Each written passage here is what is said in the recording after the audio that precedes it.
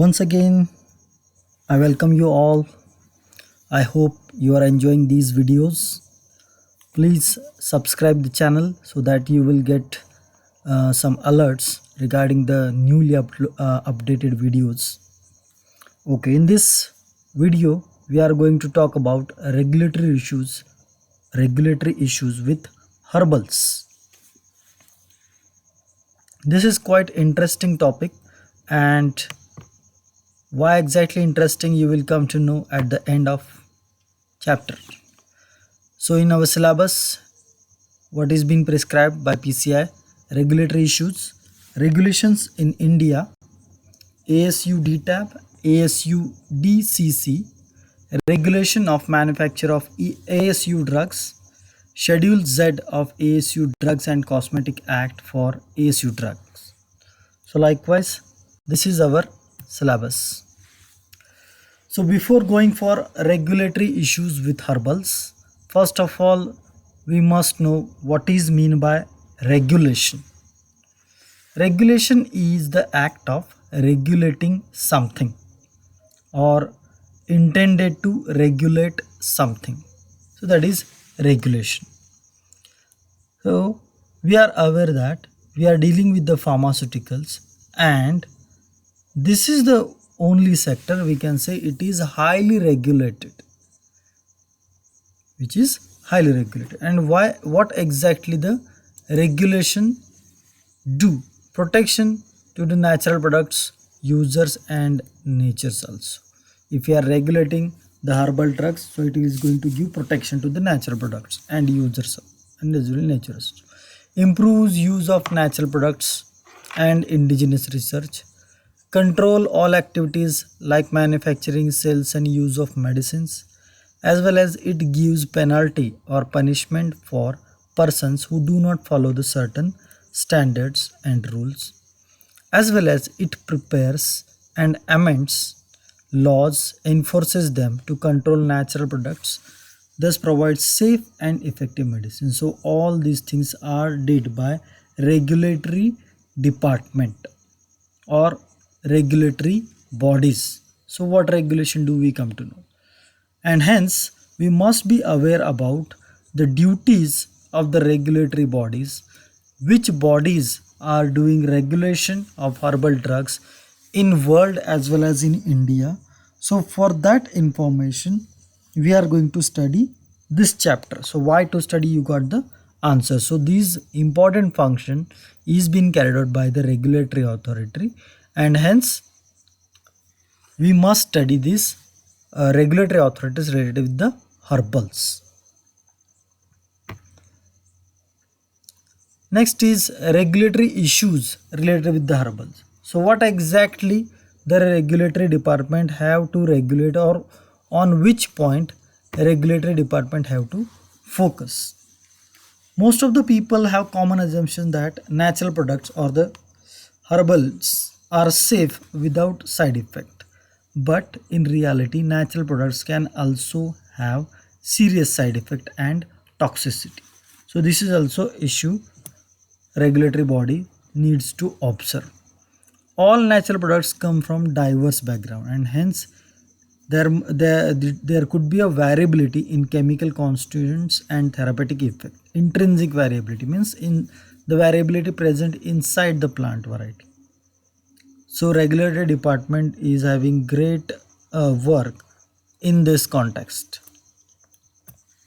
Lack of standardized parameters, absence of marker compounds create problems for quality control of natural products. This is quite easy topic, means quite easy sentence, means there are several standardization parameters are lagging, as well as absence of marker compounds means the compound which can be used to standardize the drug is considered as a marker compound. So marker compound could be any biological or therapeutic constituent which is effective in that plant, or some maximum concentration constituent can be considered as a marker.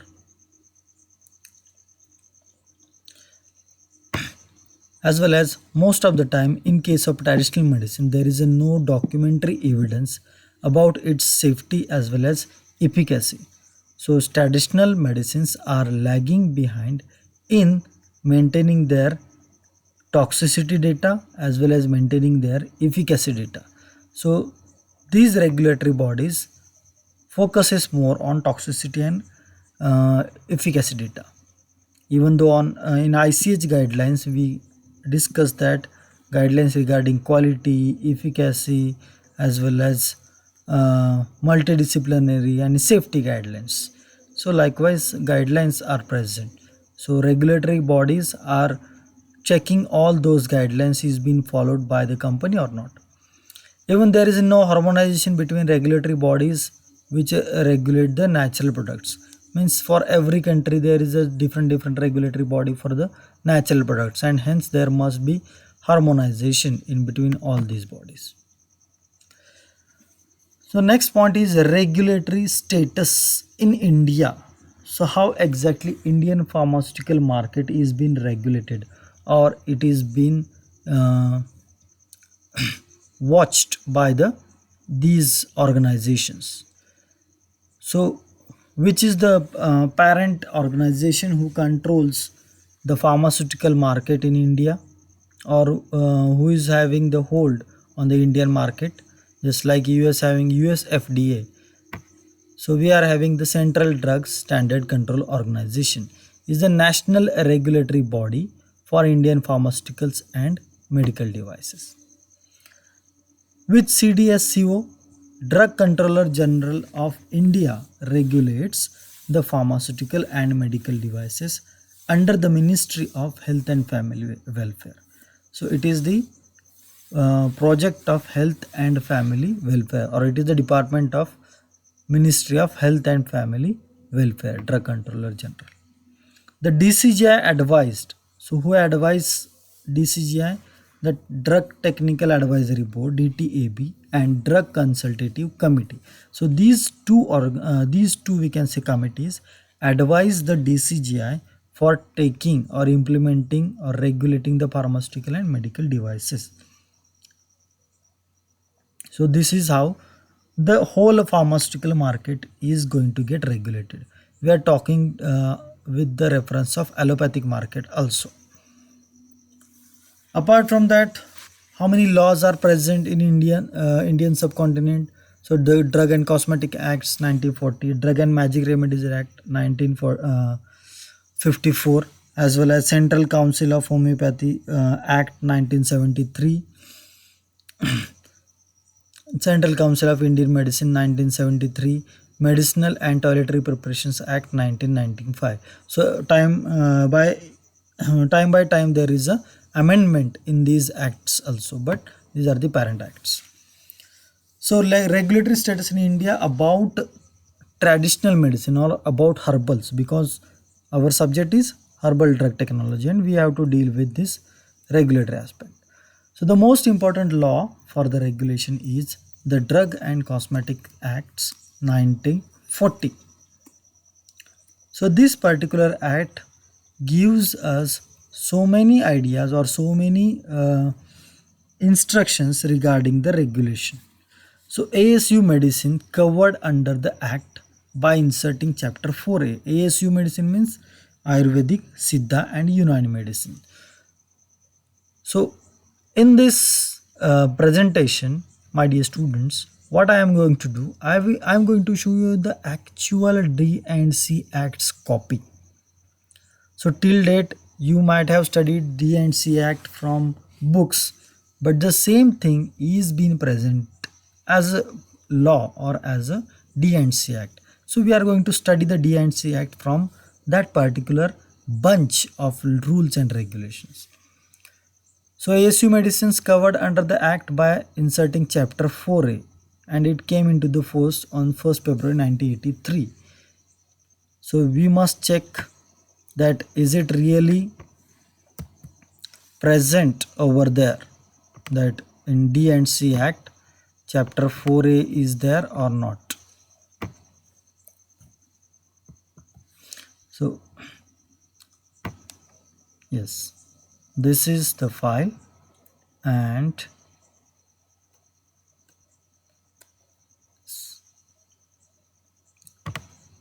This is Government of India, Ministry of the Drug and Cosmetic Acts and Rules, 1940. So what we said, it is being added in a chapter 4a. So chapter 4a means page number 7. Yeah, chapter 4a, provision to Ayurvedic, Siddha and Unani drugs. So likewise, this section is being added. So this particular information is true. So ASU medicine cover under the act by inserting chapter 4a. The first schedule of Drugs and Cosmetic Act. So this first schedule describes the various books, authoritative book, chapter first reference, and old classical literature.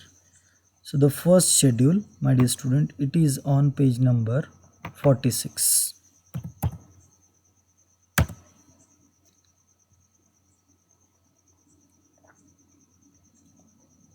In this PPT, we had written the data. So the first schedule, it is present in the, so it contains Ayurvedic books 54, Siddha books 30 and Unani books 40.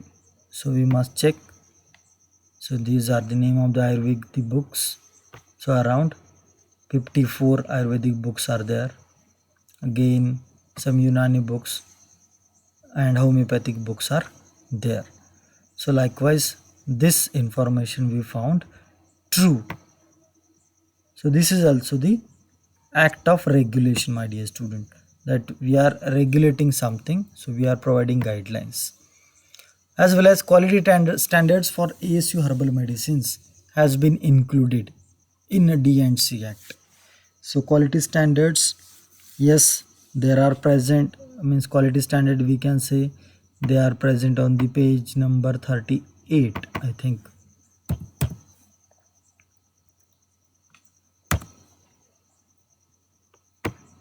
Yes. So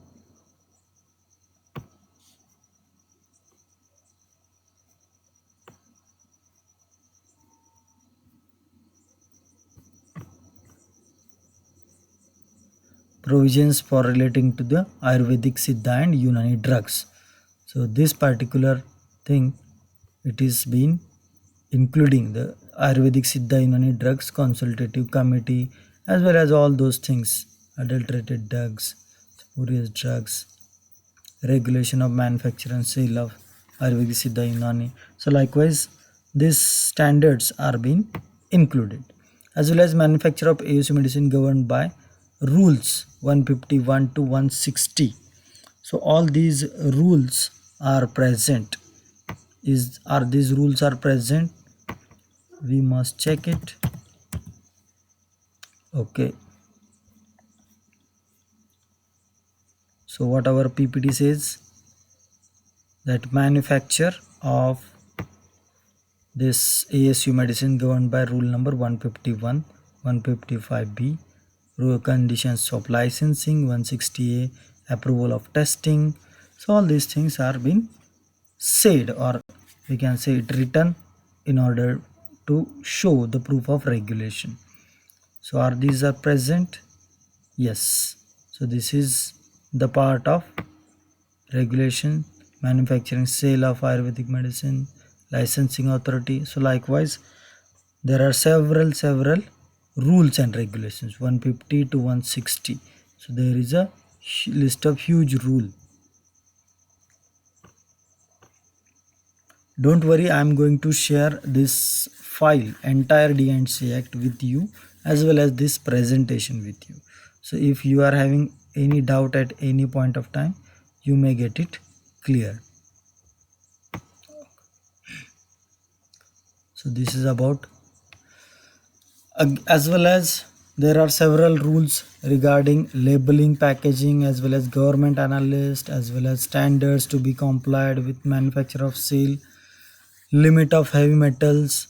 So all these things, Indian government, or we can say Indian board or Indian regulatory body is applying on the herbal, and that's why there is a proper regulation of herbal drugs in India, so that this means this assure us that whatever herbal medicines we are taking, they are being tested and they are being of good quality.